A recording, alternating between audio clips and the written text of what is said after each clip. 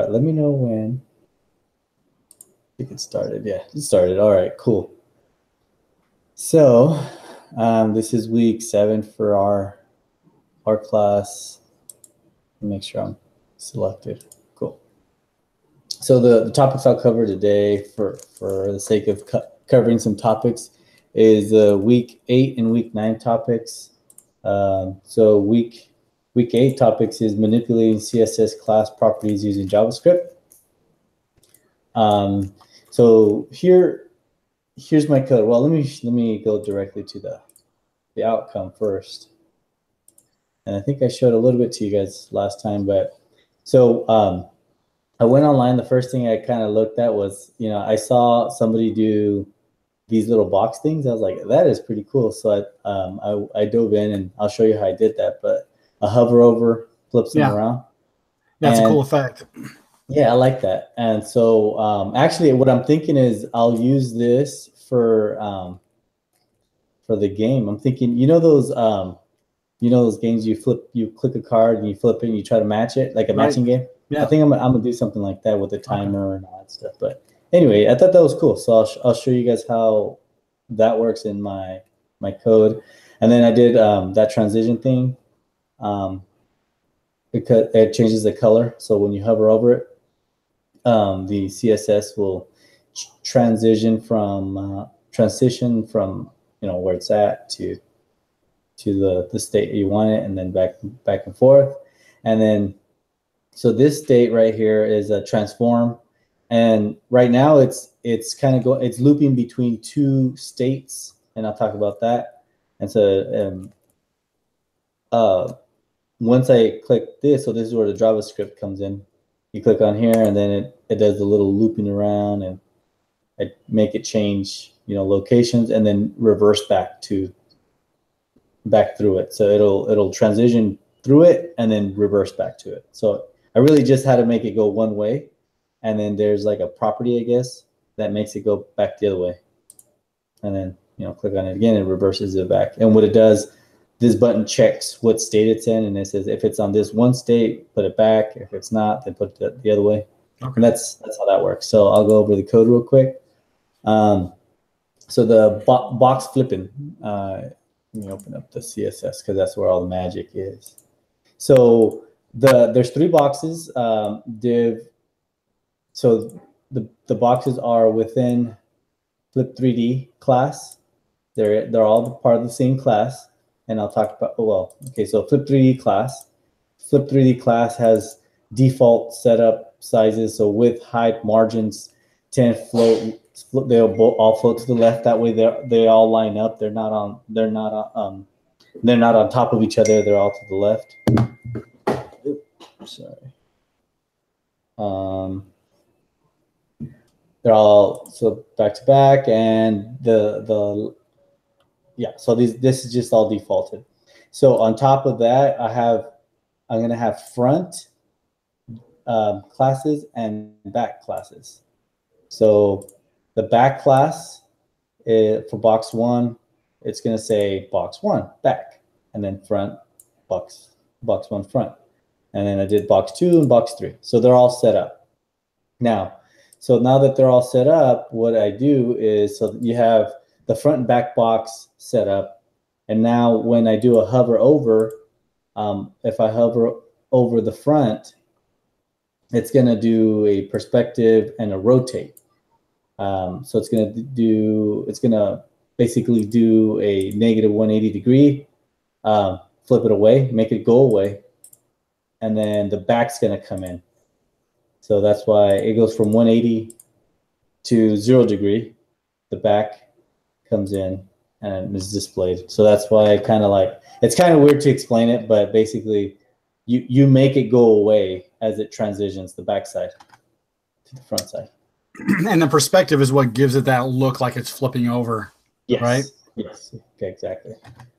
So, and then, okay, so obviously these 2 things do the exact same thing. It just depends on the browser. So I put WebKit, I think it's for Safari or something like that, and then Transform does like Chrome and everything else. Just put in Transform. Same thing here. So The back face is hidden, so when it flips, it doesn't show anything. Let's see. What else is there to describe in here?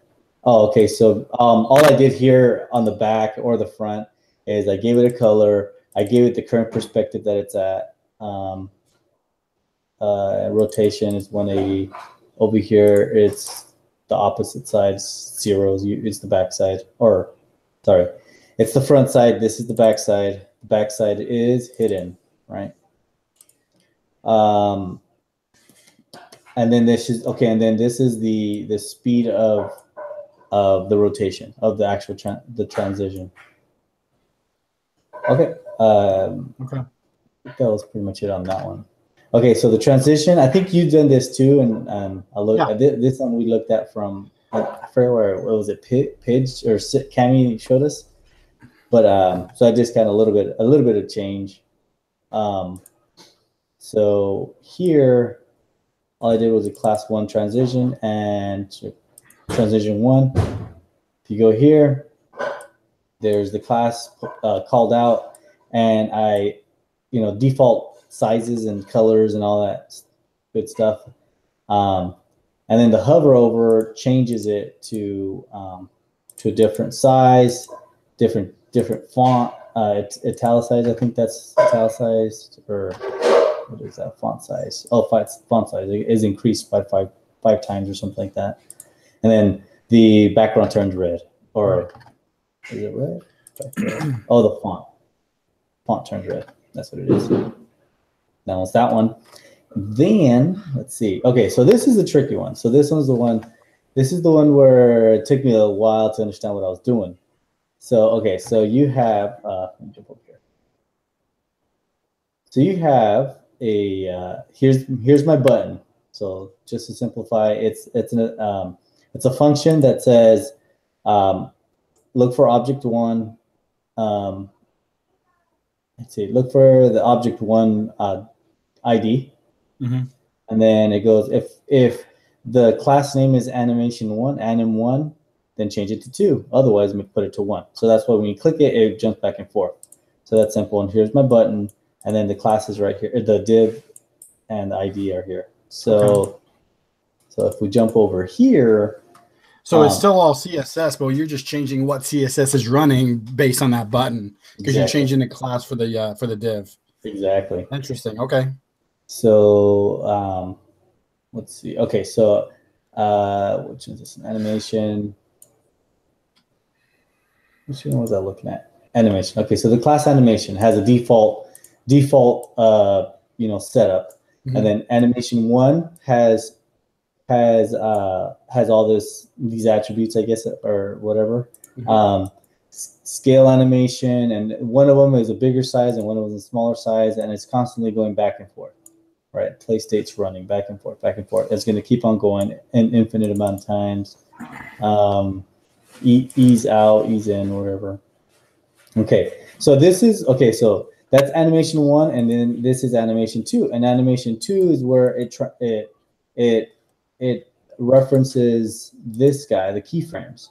So it goes across, let's say, a timeline. At 0%, it's at this state. A quarter of the way, 50% of the way, 75, and 100% of the way, it does certain things. And so the way I did it, all I did was so 1 through 75, it's just positions, as well as the 100%. It's where I want it to be. Let me go back to it. So 0, 25, 50, and then 100 right there. 50, 75, 50, 25, 0%. 100% is kind of back to where it was. Yeah. Okay. Yeah, so the difference was at 100%, I say, okay, you're going to do a 360-degree turn by the time you get there. So that's why it starts flipping around as it's traveling. And then finally when it gets to 100, it's all the way to where it was, which is 360 degrees. Okay. So that's that. And then the reason it goes back and forth is because it does, I think because of this. Is that right? Yeah, because it alternates. So it goes one way and then goes back the other way. Okay. That's it right, that one. So and it takes four seconds to do it. Cool.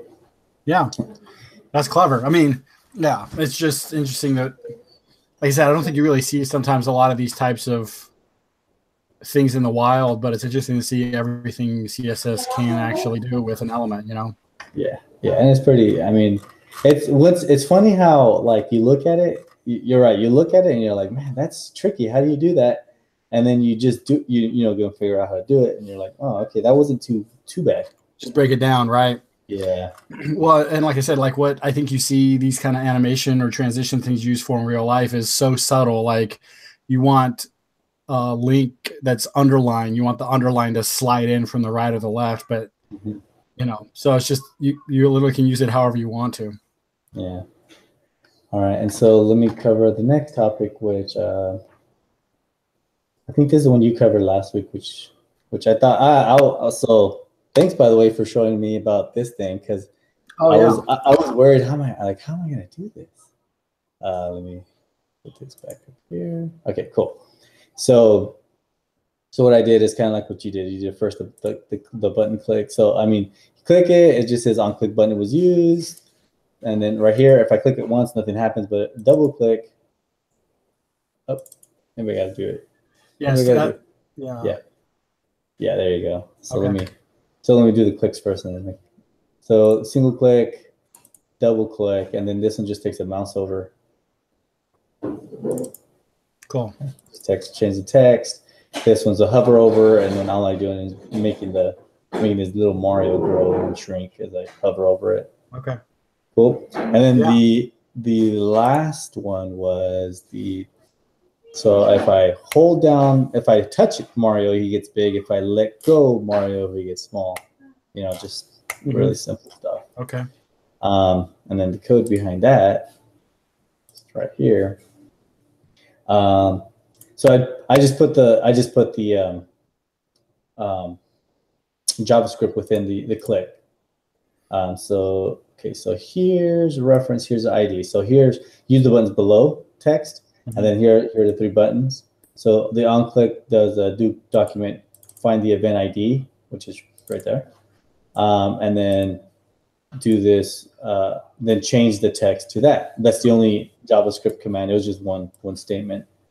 And so I did the same thing with the double click and then the mouse over. So that's super basic, really easy. And then the mouse on enter, which was this one. Well, I'll go back to normal view. The hovering over.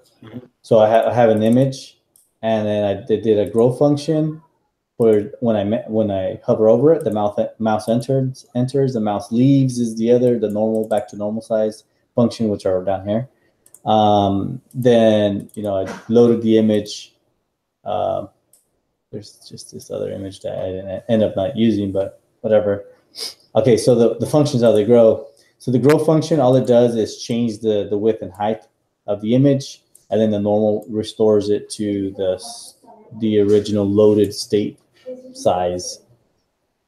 So hovering over, and so what I did, I not say I cheated, I just reused this script for the touch. So on touch does the same thing. The let go does a normal and same dimensions. Right. So I mean that was pretty much it. That's what I'm gonna submit.